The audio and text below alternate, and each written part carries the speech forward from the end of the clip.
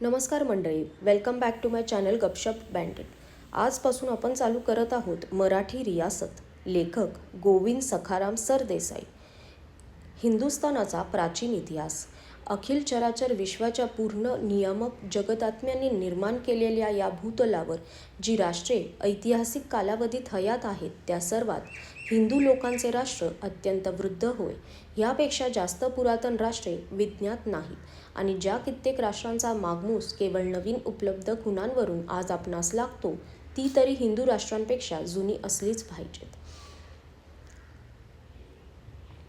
हिंदू लोकांचे जुने ग्रंथ आजतागत या वृद्धावस्थेची साक्ष देत आहेत. वेद हा त्यांचा आद्य ग्रंथ होय. हे सर्व वेद एकाच काळी निर्माण झालेले नाहीत. ते निर्माण होऊ लागले त्यापूर्वीही हिंदू राष्ट्रे अस्तित्वात होती. वेदांचा काळ इसवी सनापूर्वी 4000 वर्ष पलीकडचा म्हणजे आज मितीपासून सुमारे 6000 वर्षावरचा आहे असे अनेक विद्वानांनी सप्रमाण सिद्ध केले आहे.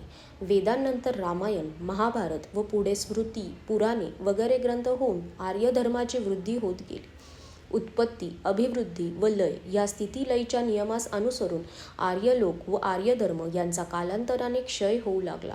अखेरीस परकीय परधर्मीयांच्या म्हणजे मुसलमानांच्या आगमनाने हिंदू लोकांच्या स्वराज्याचा क्षय झाला. असा प्रकार घडण्यात जो हजारो वर्षाचा कालावधी गेला त्याचा इतिहास हा हिंदुस्थान देशाच्या इतिहासाचा पहिला भाग होय. यास प्राचीन भाग असे नाव देता येईल. या भागात सुमारे 5000 वर्षाचा समावेश आहे. इसवी सनाच्या 6व्या शतकाच्या अखेरीस अरबस्थानात मुसलमानी धर्माची स्थापना होऊन 8व्या शतकात त्या लोकांनी हिंदुस्थान देशात प्रथम प्रवेश केला आणि पुढे 300 वर्षांच्या कालावधीत त्यांनी या देशात राज्यस्थापनेच्या कामात बरेच यश संपादिले. इसवी सन 1000 चे सुमारास पराक्रमी मुसलमान सुलतान गजनवी महमूद हिंदुस्थानवर स्वाऱ्या करू लागला तेव्हापासून या देशाच्या अर्वाचीन इतिहासाचा आरंभ गणण्यास हरकत नाही. म्हणून प्राचीन भागाच्या दोन मर्यादा वेदकाल व ख्रिस्तसन 1000 या आहेत. युरोपियन इतिहासकार या भूगोलाच्या एकंदरीत ऐतिहासिक कालाचे 3 भाग करवितात: प्राचीन, मध्य व अर्वाचीन. इटाली देशात नांदणाऱ्या रोमन बादशाहीचा शेवट इसवी सन 410 या वर्षी झाला तेव्हापासून प्राचीन भागाची समाप्ती समजून ते मध्ययुगास आरंभ करीतात. या मध्ययुगाचा शेवट इसवी सन 1492 कोलंबसने अमेरिका खंडाचा शोध लाविला तेव्हा समजतात. त्यापुढे अर्वाचीन काळास ते सुरुवात करतात. म्हणजे ठोकळमनाने 15व्या शतकाच्या अखेरीस मध्ययुग संपून अर्वाचीन युरोपियन प्रगती सुरू झाली असे समजण्याचा पाश्चात्यांचा प्रघात आहे. यावरून मध्ययुगाची कालमर्यादा इसवी सन 410 ते 1492 पर्यंत सुमारे 1100 वर्षांची आहे. या 1100 वर्षांच्या मध्ययुगाचा अज्ञानकाल व प्रबोधकाल असे 2 पोटभाग आहेत. पहिल्याची सीमा इसवी सन 400 ते 1000 पर्यंत 600 वर्ष व दुसऱ्याची सीमा इसवी सन 1000 ते 1500 पर्यंत 500 वर्ष. वस्तुतः हिंदुस्थानाचा इतिहास युरोपियन इतिहासापासून पुष्कळ भिन्न आहे. तथापि ऐतिहासिक विवेचनाच्या सोयीसाठी हिंदुस्थानाचा इतिहास असे विभाग पाहून मध्ययुगीन भारताचा स्वतंत्र इतिहास देण्यात येत आहे. मात्र त्याची उत्तरमर्यादा अल्लाउद्दीन खिल्जीच्या काळापर्यंत म्हणजे इसवी सन 1300 पावेतो समजण्यात येते. त्यापुढे इसवी सन 1526 बाबराने पानिपतच्या समरांगणावर विजयी होऊन मोगल बादशाहीची स्थापना केली तेव्हा हिंदुस्थानाच्या मध्ययुगाची समाप्ती होऊन अर्वाचीन इतिहास आरंभ झाला असेही मानण्यास हरकत नाही. मात्र या मध्ययुगाच्या कल्पनेने हिंदुस्थानाच्या इतिहासाध्ययनास विशेष मदत होत नाही, कारण अशा कालमर्यादा ठरविण्याइतके आपल्या इतिहासाचे प्राचीन व मध्य कालांचे विशिष्ट स्वरूप अद्यापही विशद झालेले नाही.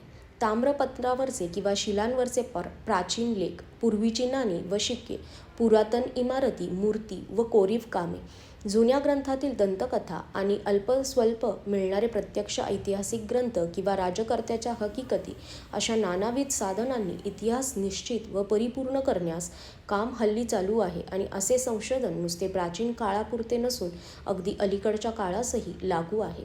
म्हणून अद्यापही पुष्कळ गोष्टी अपूर्ण आहेत. मुसलमानी रियासत.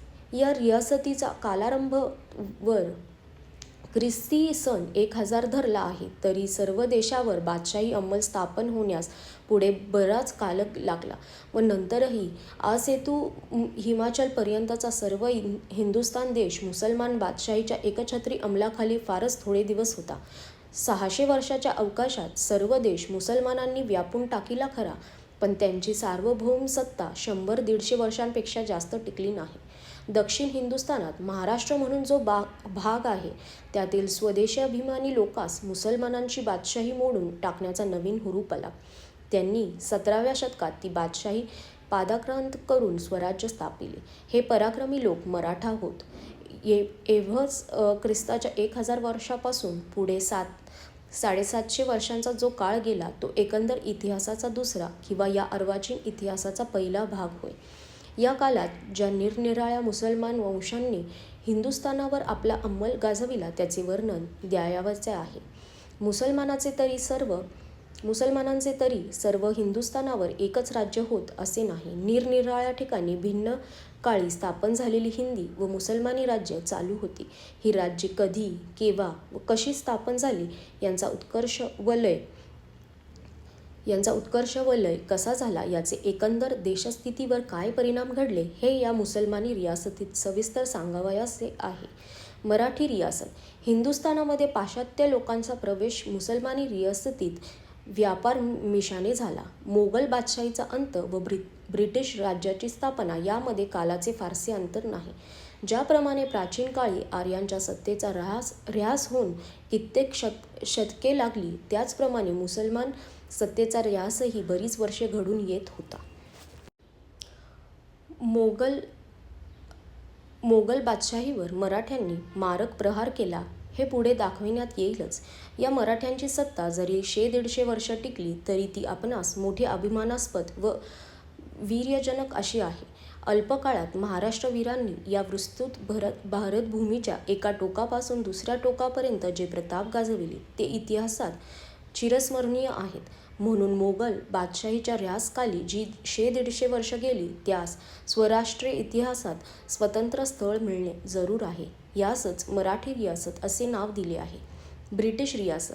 ब्रिटिश लोक व त्याचसारखे दुसरे युरोपियन लोक यांची पूर्वस्थिती कशी होती, ते हिंदुस्थानात केव्हा व कशाकरिता आले आणि पुढे त्यांनी या देशात आपले राज्य कोणत्या उपायांनी स्थापन केले, वगैरे प्रश्नांची विचार ब्रिटिश रियासतीच्या भागात येतो. ब्रिटिश लोकांचे मोठमोठे झगडे त्यांच्या पूर्वगामी मराठ्यांबरोबर झालेले आहेत. म्हणून मराठी सत्तेचा लय म्हणजेच ब्रिटिश सत्तेचा आरंभ असे म्हणण्यास हरकत नाही. ही गोष्ट 19व्या शतकाच्या आरंभी घडून आली. तेव्हापासून प्रस्तुत काळापर्यंतचा इतिहास हा आपल्या इतिहासाचा शेवटचा भाग होय. यास ब्रिटिश रियासत असे नाव आहे. वरील पहिला प्राचीन भाग सोडून पुढील 3 भागात हिंदुस्थानाच्या अर्वाचीन इतिहासाचे विवेचन या ग्रंथात करावयाचे आहे. वरील भागावरून हिंदुस्थानात आजपर्यंत अनेक वेळा राज्यक्रांती घडून आल्या आहेत, हे उघड होते. या राज्यक्रांती घडून येण्यास कालावधीही भिन्न प्रमाणे लागला. ज्ञानवृद्धीच्या योगाने जगातील राष्ट्रांनी आपली शक्ती जसजशी वाढवली, तसतसे देश जिंकण्याचे काम त्यास सुलभ झाले. आर्य लोकांची हिंदुस्थानात चिरस्थायिकता होण्यास हजारो वर्ष लागली. उत्तर हिंदुस्थानातून दक्षिण हिंदुस्थानात येण्यास त्यास हजारो वर्षाचा काल लागला. परंतु हिंदुस्थानात प्रवेश करणे मुसलमानास तितके कठीण गेले नाही.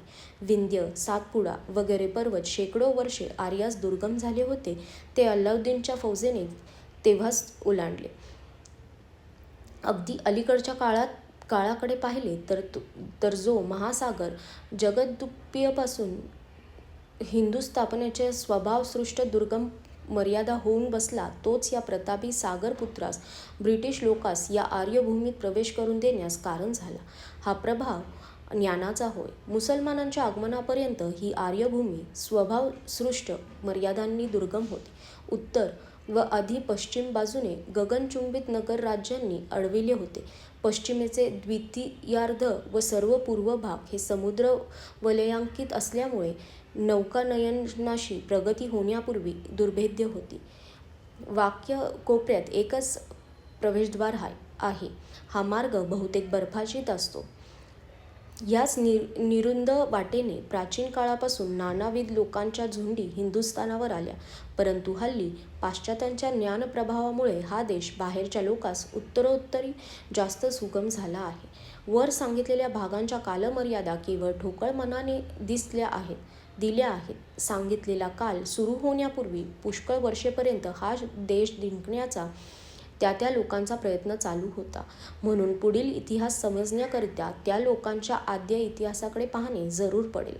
आपणास मुसलमानांच्या हकीकतीस सुरुवात करावयाची आहे. त्या अर्थी हे मुसलमान कोण आणि त्यांचा उदय कसा झाला इत्यादी आरंभाची हकीकत प्रथम देणे जरूर आहे. आजच्यासाठी धन्यवाद.